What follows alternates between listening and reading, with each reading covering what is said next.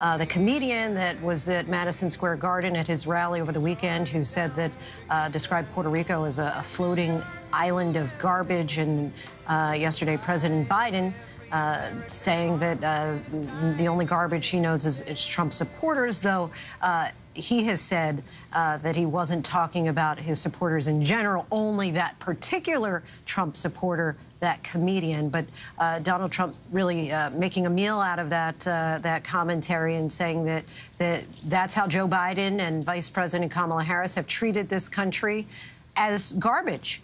And he said whether they mean to or not, that is the reality. And there you see him wearing that garbage truck vest. Selena Wang is there. We see Donald Trump swaying to the music there. Selena, what's the expectation for Donald Trump tonight? Yeah, well, he is certainly going to seize on those comments, as his campaign, of course, wants to take attention away from that Madison Square Garden rally where there were vulgar, sexist and racist comments that were made. So you see him really taking that and running with it. The Harris campaign, for their part, I've been talking to sources close to the campaign, and they're frustrated and dismissive of this entire situation. First of all, they bring up the fact that President Biden, of course, is not running for president, and also that what he said was taken out of context. They claim that Republicans are seizing on this, taking it out of context to distract what's actually at stake in this election. So I expect Donald Trump to seize on those comments and continue to rail against Democrats when it comes to the economy, immigration, key issues that he knows he holds the advantage on in these closing days before the election. All right, Selena, we'll check back in with you. In the meantime, let's listen to former President Donald Trump. And 50 million Americans are not garbage.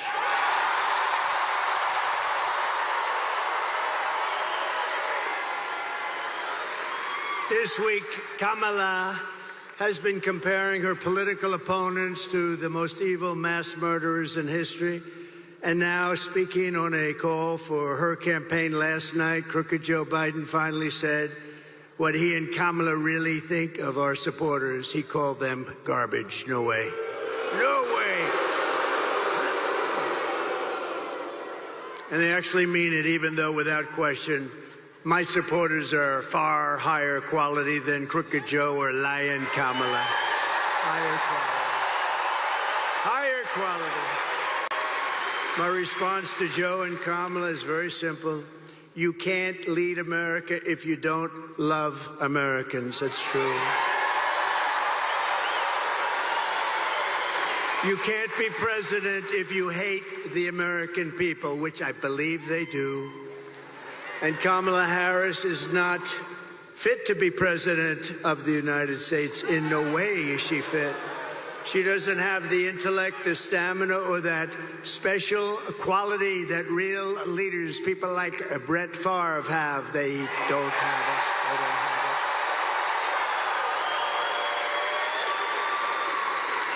it. They don't have what he's got. Few people do, to be honest with you. Joe Biden's comments were the direct result of Kamala's decision to portray everyone who isn't voting for her, which is a lot of people, as evil and subhuman. And we know it's really what they believe, because look at how they've treated you. They treat you like garbage. They treat our whole country like garbage, with open borders, with all of the horrible things they've done to hurt our country, inflation that should have never happened, allowing Russia to go into Ukraine, October 7th, and Israel. All of these things would have never happened if you had a different president.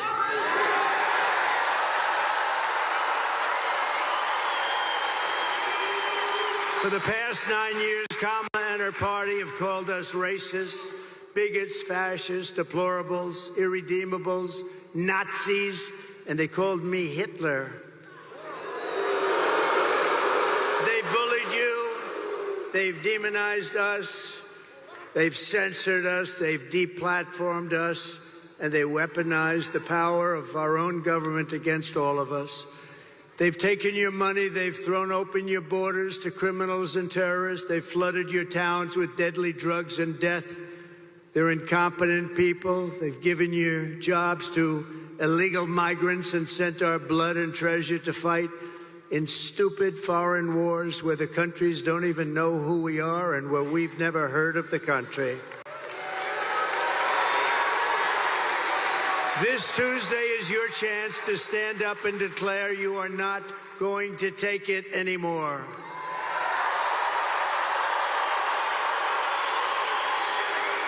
Six days from now, we can turn the page forever on this failed and corrupt administration. It's a corrupt administration, you do know that.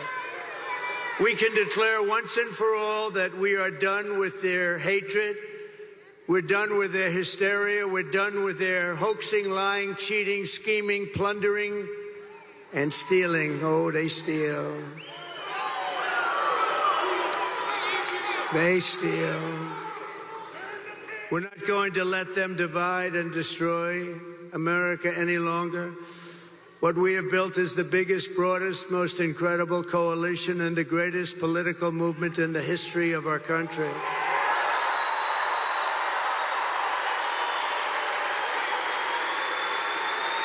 It's made up of hardworking men and women who make this country run, who really built this country. Originally, we have brought together veterans and union members, soldiers and steelworkers, farmers and auto workers, and patriotic moms and dads of every race, religion, color, and creed. We're welcoming historic numbers of African Americans, Hispanic Americans, Asian Americans, and Arab Americans. And we're uniting Christians and Jews, Catholics and evangelicals, Muslims and Mormons, and everyone who simply wants to do one thing: make America great again.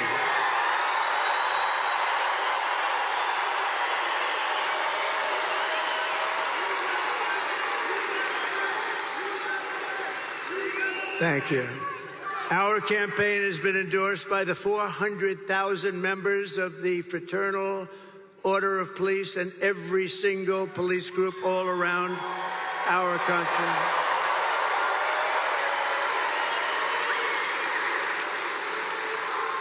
It's been endorsed by the Border Patrol. We have the greatest people, that Border Patrol. Those agents are incredible. They've given me the strongest endorsement you've ever heard. The greatest president ever, they said. And they said, she is the worst person we've ever worked for. She, in 4 years, never called us one time about the border. And it's destroying our country, the border. So I want to thank the Border Patrol. I want to thank ICE. I want to thank ICE. They're incredible people.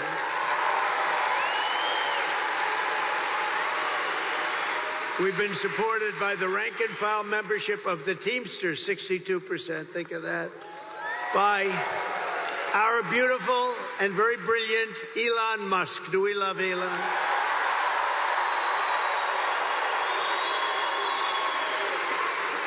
All I know is when that rocket ship came down last week, I said, oh, this is going to be terrible. It's going to crash. Look, oh, it's going to crash. It was coming down this way. And then those jets kicked in, the fire was pouring all over the place. I said, what's going on? And all of a sudden it started to be perfect, straight, dropped down. Then those arms grabbed it like you grabbed your little baby, grabbed it. And I said, who the hell pulled off that? I thought it was a science fiction movie, actually. I called up Elon. I said, Elon, was that you? He said, that was me. I said, that's why we love you, Elon. I said, can Russia do that? No, they can't. Can China do that? Nope, they can't. Can the U.S. do it other than you? No, they can't. I said, well, special guy, right? Special guy. Special guy.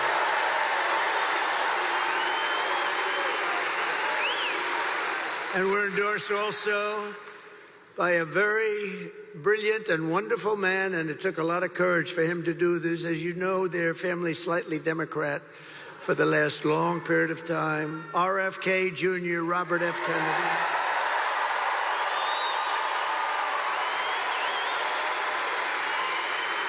And he's going to be with us, and he's going to make sure our food is safe, our people are safe, our women are safe.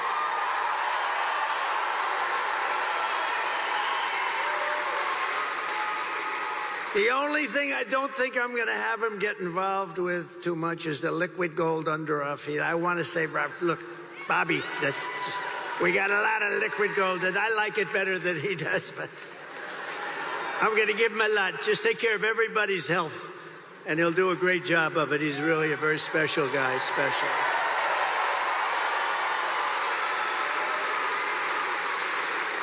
And Tulsi Gabbard, respected by everybody, she just signed on and endorsed me and became a Republican. She just became a Republican. And another one is Buzz Aldrin. Now, I didn't realize this. I had respect for him for many years. Great astronaut, great person, highly respected. And I said, you know, he'd be good, but what's the big deal with Buzz? They said, sir, he just endorsed you, and he's never done that before. Wow. I said, listen, I want to mention his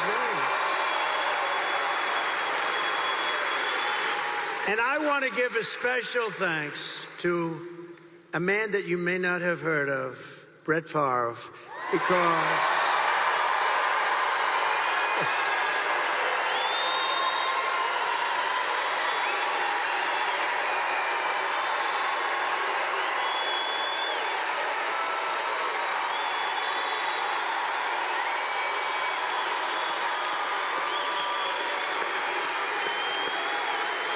and his great family. What a beautiful boy. What a beautiful family. But this is a special guy. Man, does he have a hand, you know? This guy shook my hand. His fingers are like sausages.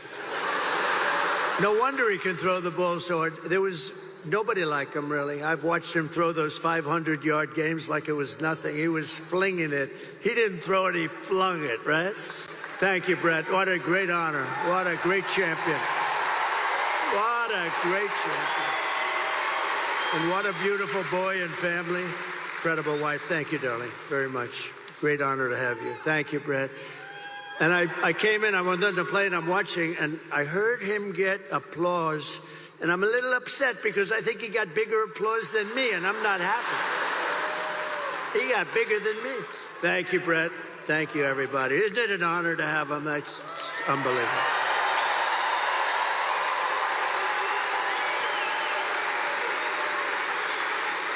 Kamala and Joe call all of us, and them, even them, garbage. I call you the heart and soul of America. You are the heart and soul. You built our country, you know? You built our country. You built it. Far more than they built it, I can tell you that. You built it. And by the way, I want to thank all of our incredible sanitation workers all across America.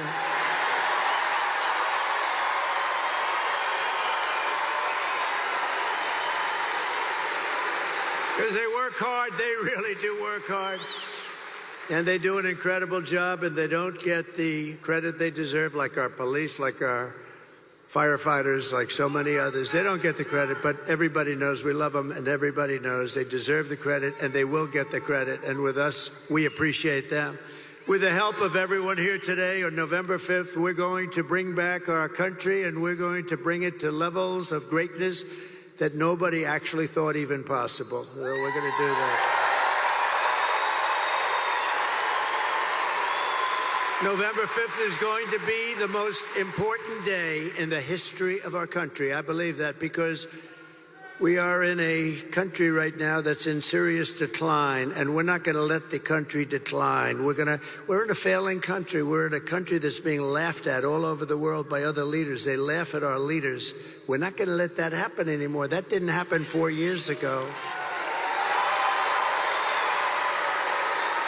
So while we're running a campaign of solutions to save America, and America which they have virtually destroyed during their almost 4-year period of rule, Kamala Harris, a very low IQ individual, is running a campaign of hate, anger, and retribution. She spends all of her time complaining about everything, but does nothing about it. She talks about the border, but why didn't she do it 3.5 years ago? She talks about all these things. We're going to help the environment. Why didn't she do it? We had the best environment. By the way, we had the cleanest water and the cleanest air at any time in recorded history.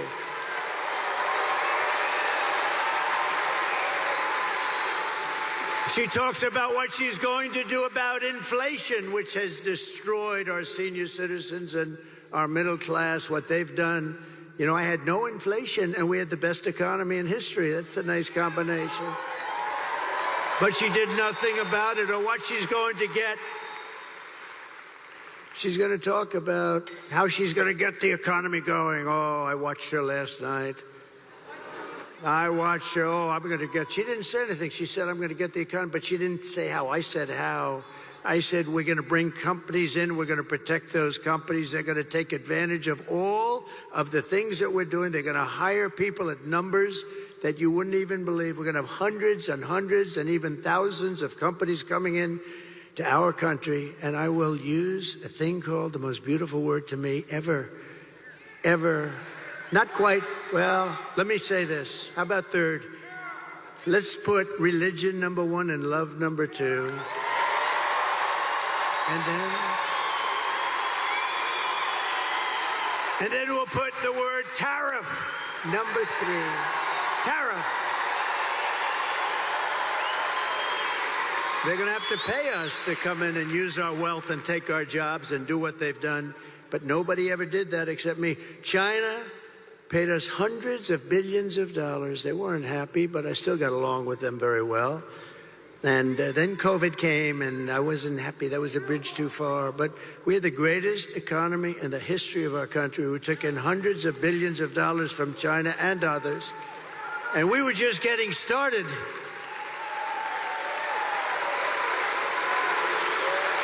But remember this, Kamala and Crooked Joe head up the worst administration in the history of our country by far.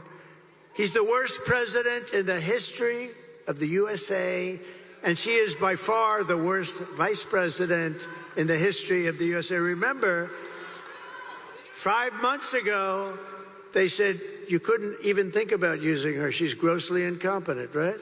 Then all of a sudden, they wanted to get politically correct, and they chose her above 12 other people that, frankly, were much more capable. But what they did to Biden, and I'm no fan of his, but you know what the rumor is? He likes me more than her. Can you believe that? He likes me. He likes me more.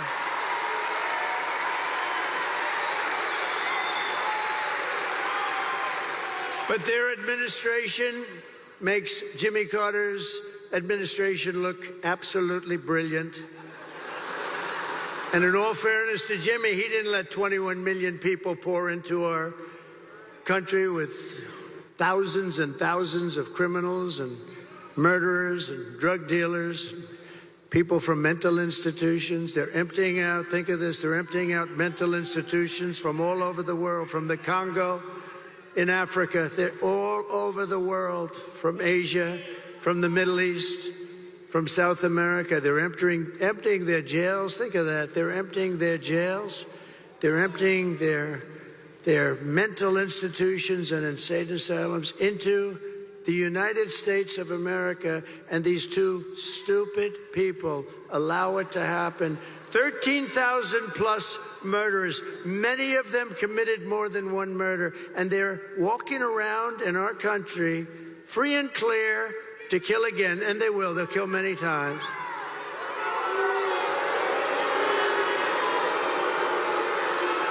And last night, Kamala made a speech with a lot of paid audience. They had a lot of paid audience. They came in buses, the same buses, all those same buses. You know what that means? They bust people in.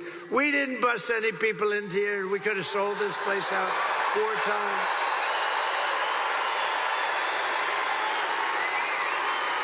No, they come in, they bus them from someplace, they pay them or something. They bus them in with every bus, beautiful bus company, I will say. They did a nice job, bus after bus.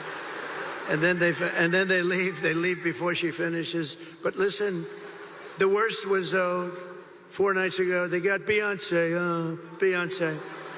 They got Beyonce. They said, ladies and gentlemen, they said, Beyonce is coming to sing. And she came, but she didn't sing. And then Kamala came on as Beyonce was leaving without singing even one song, and they booed the hell out of both of them.